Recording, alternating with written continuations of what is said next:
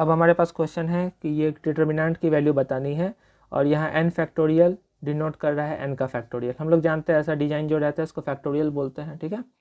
तो ये डिटर्मिनेंट है n-1 का होल फैक्टोरियल, यहाँ पे n फैक्टोरियल, यहाँ -n और यहाँ n। तो अगर मल्टीप्लाई करते हैं, डिटर्मिनेंट को सॉल्व कैसे करते हैं, इसको इससे मल्टीप्लाई करेंगे n, फिर मल्टीप्लाई होगा n-1 का फैक्टोरियल, फिर माइनस आता है और ये दोनों का मल्टीप्लाई होता है, लेकिन माइनस आने से यहाँ प्लस आ जाएगा, तो n और फिर मल्टीप्लाई में n का फैक्टोरियल, ठीक है। तो हम लोग जानते हैं अगर हम लोग को मान लीजिए 8 का फैक्टोरियल लिखना है तो इसका हम लोग लिख सकते हैं 8 मल्टीप्लाई में 7 का फैक्टोरियल, यानी कि 8 मल्टीप्लाई में 8 माइनस 1 का फैक्टोरियल।